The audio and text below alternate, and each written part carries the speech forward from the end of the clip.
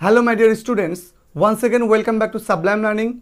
In this video we will learn how to change the mood of narration of the interrogative sentence. Especially today's video is how to change the mood of narration when the reporting speech is yes no type question. যখন reporting speech yes no type question হবে তখন আমরা কিভাবে narration change করব সেই নিয়ে আমাদের আজকের ভিডিওটা।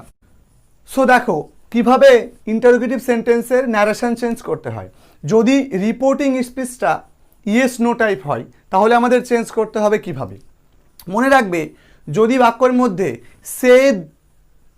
সে টু থাকে তাহলে আমাকে করতে হবে আস্ক, যদি সেজ টু থাকে তাহলে আমাকে করতে হবে আস্ক, যদি বাক্যের মধ্যে সেড টু থাকে তাহলে আমাকে করতে হবে আস্কড, বা আমি করতে পারি এনকোয়ারিড, বা আমি করতে পারি ওয়ান্টেড টু নো।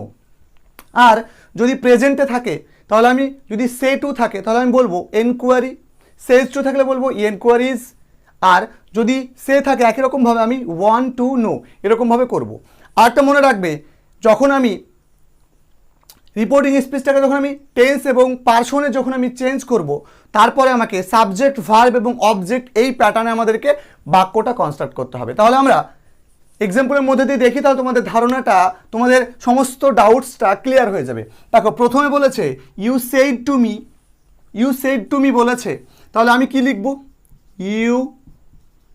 ইউ কি লিখব? ইউ আস্কড মি, বা you enquired me, you asked me.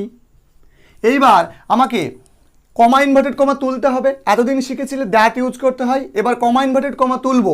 যেহেতু এটা একটা yes no type interrogative sentence তা আমাকে একটা ইফ যুক্ত করতে হবে, ইফ ইজ লিঙ্কার হিসেবে নিতে হবে, বা ওয়েদার, WHETHER ওয়েদার। এবার দেখো ইফ এরপরে আমাকে এই যে সেন্টেন্সটা সেটা আমাকে SVO এই প্যাটার্নে সাজাতে হবে। প্রথম মনে রাখবে এই যে এখানে ডু আছে, মানে এটা হচ্ছে আমাদের ইয়েস নো টাইপ সেন্টেন্স, তাহলে ডুটা ভিওনে আছে। যদি ডু বা ডাজ থাকে ভিওনটা আমাকে কি করতে হবে? জাস্ট আমাদেরকে V2তে কনভার্ট করতে হবে। মনে রাখবে যখন আমি চেঞ্জ করব, যখন ইয়েস নো টাইপটাকে আমি চেঞ্জ করব ইন্টারোগেটিভ সেন্টেন্সটা, তখন সেটা আর ইন্টারোগেটিভে থাকবে না, তখন সেটাকে আমাকে অ্যাসার্টিভে কনভার্ট করতে হবে। কেমনভাবে অ্যাসার্টিভে কনভার্ট করতে হবে? এবারকে সাবজেক্ট কোনটা? এবারকে সাবজেক্ট হচ্ছে ইউ, তাহলে ইউ মানে হচ্ছে অবজেক্ট অনুযায়ী পরিবর্তন হয়। তাহলে মি মানে কি? ইউ সেড টু মি, তুমি আমাকে বলেছিলে। দেখো অবজেক্ট অনুযায়ী পরিবর্তন হবে মি, কিন্তু এখানকার হচ্ছে সাবজেক্ট, ইউটা সাবজেক্টে আছে, তা আমাকে এখানে বলতে হবে ইফ আই। হলো? এবার দেখো ডু এর জন্য কি করতে হবে? ডু আছে কিন্তু ভার্বটাকে কি করতে হবে? V2 করতে হবে। মনে রাখবে কিন্তু ডুটা আগে বসবে না। ইন্টারোগেটিভ সেন্টেন্সের ন্যারেশন চেঞ্জ করার নিয়মই হচ্ছে যে SVO, অর্থাৎ তোমাকে অ্যাসার্টিভে কনভার্ট করতে হবে। তাহলে এখানে ভিওন আছে, নিয়ম অনুযায়ী V2 হবে, কিন্তু আমাকে এখানে লিখতে হবে কি?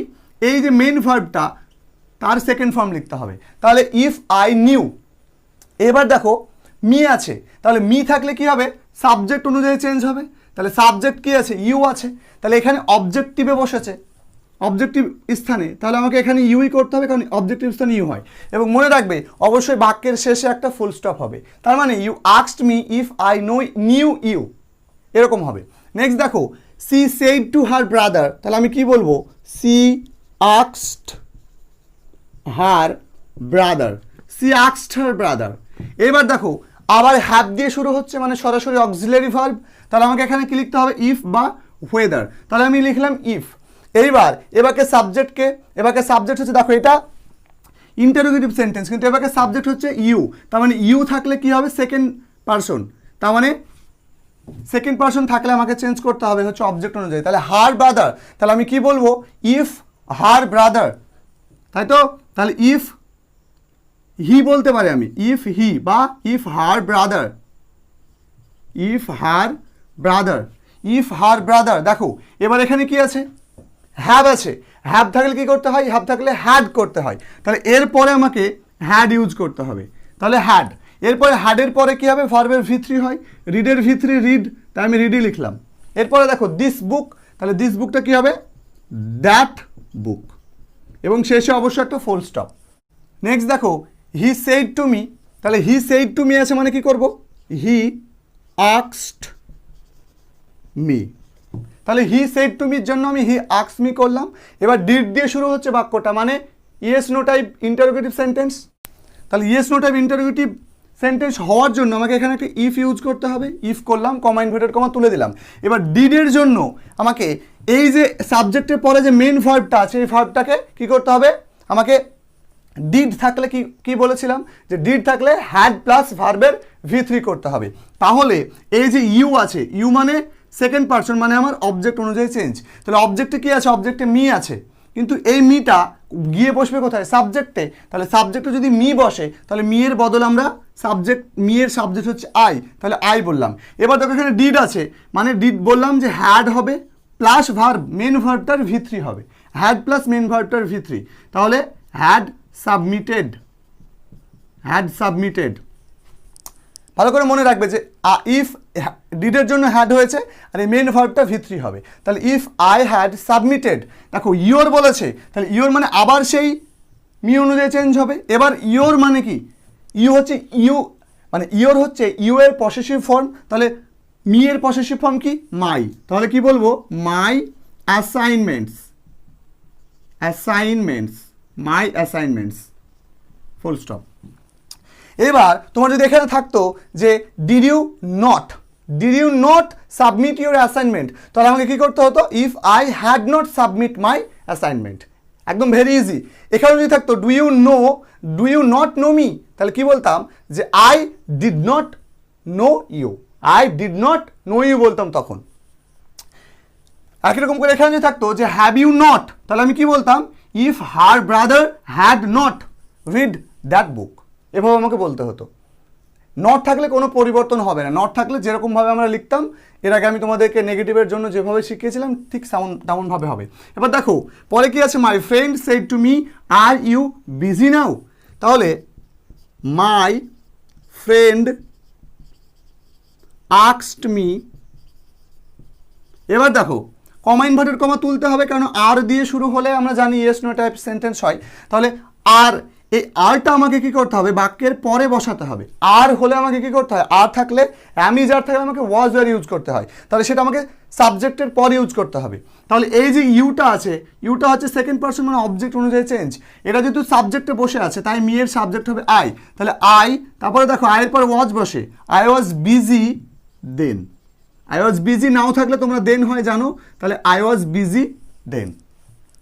এবার তোমাকে বলতে পারতো যে are you not busy then, এরকমও তোমাকে বলতে পারতো যে are you not busy then, তখন তুমি কি বলতে, I was not busy then. একদম ভেরি ইজি। এবার দেখো আজকের শেষ example, I said to the boy where you hiding anything, তুমি কি কোনো কিছু লুকোচ্ছ। তাহলে এই যে I asked me, I asked the boy, তারপরে কমা ইনভার্টেড কমা তুলে দিয়ে একটা ইফ ইউজ করতে হবে, বা ওয়েদার, তোমাদের যেটা সুবিধা তোমরা সেটা ইউজ করবে। তাহলে ইফ, দেখো ওয়্যার আছে, ওয়্যার থাকলে আমরা জানি যে হ্যাড বিন ইউজ হয়, তাহলে সেটা সাবজেক্টের পর হ্যাড বিনটা ইউজ হবে। তাহলে দেখো ইউ আছে, তাহলে আমার অবজেক্ট অনুযায়ী চেঞ্জ। তাহলে ইফ দ্য বয় মানে ছেলে, তাই আমি কি করব, হি, তারপর আমি কি করব, had been, if he had been, তারপর কি আছে, hiding, hiding anything, if he had been hiding anything, বা ইফ, দেখো if he had been hiding something করলে বেশি ভালো হবে, কারণ এনিথিংটা একটু নেগেটিভে ইউজ হয়, তার মানে আমি যদি সামথিং করি তাহলে বেটার হবে, তাহলে আমি এটাকে বলবো সামথিং। তো এটাই ছিল তোমাদের ইন্টারোগেটিভ সেন্টেন্সের পার্ট 1 এর ভিডিও। আমরা পার্ট 2 ভিডিও নিয়ে আসবো। তোমরা আমাকে কমেন্ট করে জানাও তোমরা ইন্টারোগেটিভ সেন্টেন্সের ইয়েস নো টাইপ দিয়ে যদি কোনো সেন্টেন্স থাকে রিপোর্টিং স্পিচের মধ্যে, তাহলে তার ন্যারেশন চেঞ্জ তোমরা শিখতে পেরেছো কিনা আমাকে কমেন্ট করে জানাও। দেখা হচ্ছে পরবর্তী ভিডিওতে। Till then take care.